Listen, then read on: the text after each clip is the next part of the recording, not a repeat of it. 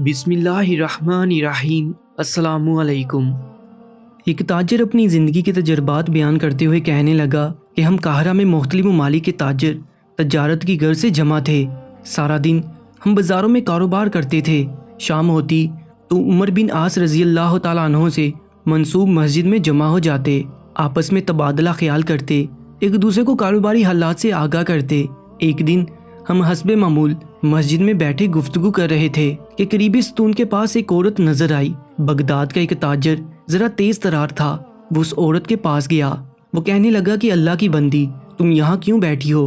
کوئی مسئلہ ہو تو بتاؤ، شاید ہم لوگ تمہاری مدد کر سکیں۔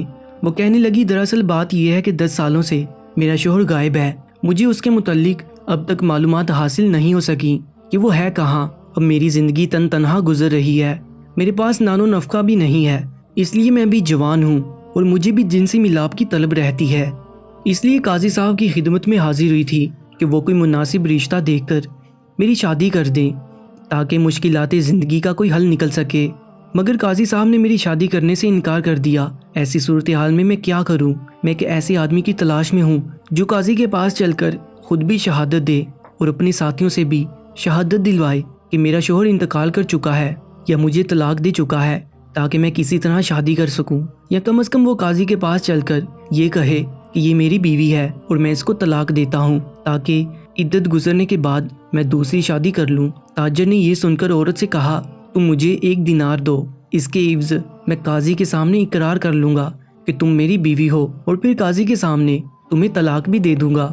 عورت نے روتے روتے چند سکے نکالے جو 1 دینار سے بھی کم تھے اور کہنے لگی، خدا کی قسم میرے پاس ان سکوں کے سوا اور کچھ بھی نہیں ہے۔ تاجر نے عورت سے وہ سکے لیے اور اگلے دن قاضی کی خدمت میں حاضر ہو گیا۔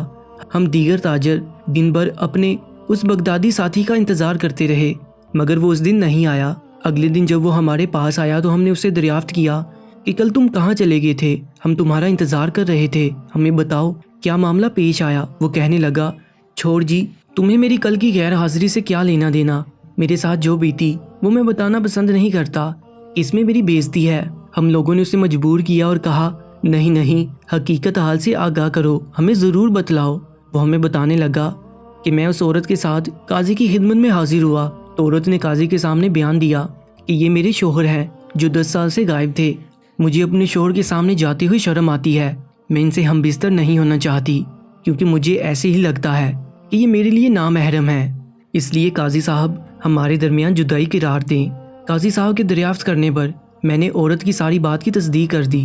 چنانچہ قاضی عورت سے مخاطب ہوا، کیا تم اپنے شوہر کو اپنے تمام حقوق سے بری کرتی ہو؟ کہنے لگی، نہیں، اللہ کی قسم میرا اس پر حق مہر ہے، نیز 10 سالوں کے نان و نفقہ کی ذمہ داری بھی اس پر عائد ہوتی ہے۔ میں 10 سالوں سے اس کا انتظار کرتی رہی، اس لیے میں اپنے حقوق سے دستبردار نہیں ہو سکتی۔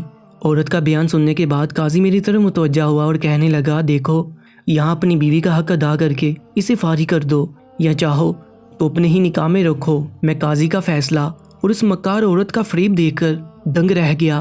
اب صورت یہ بن گئی کہ میں اپنے بیان سے مکر بھی نہیں سکتا تھا اور نہ ہی حقیقت بتانے میں میری خلاصی نظر آ رہی تھی۔ میں بھی سوچ ہی رہا تھا کہ کیا کروں اور کیا نہ کروں کہ اچانک قاضی نے پولیس بلا کر مجھے اس کے حوالے کر دیا کہ اس سے عورت کے حقوق لے کر دیے جائیں۔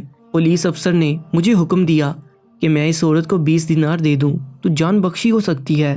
میرے پاس کوئی حل نہ تھا، میں نے بڑی خاموشی سے 20 دینار نکالے اور اس عورت کے حوالے کر دیے، اور یوں مجھے چند ٹکوں کے عوض 20 دینار کا نقصان بھگتنا پڑا۔ نیز بڑی عدالت میں میری جو ذلت و رسوائی اور سبکی ہوئی وہ اس کے علاوہ ہے۔ ادھر ہماری حالت یہ تھی کہ ہنستے ہنستے ہمارا برا حال ہو رہا تھا۔ پھر ہمارا وہ بغداد والا ساتھی مارے شرم کے جلد ہی اپنے گھر لوٹ گیا اور اس کے بعد ہماری اس سے ملاقات نہ ہو سکی۔ پیارے دوستو، ایسی ہی سبق آموز عجیب و غریب اور مزیدار کہانیوں کے لیے Urdu story time YouTube channel کو سبسکرائب کر لیجیے گا۔ اپنا بہت زیادہ خیال رکھیں۔ اللہ نگہبان۔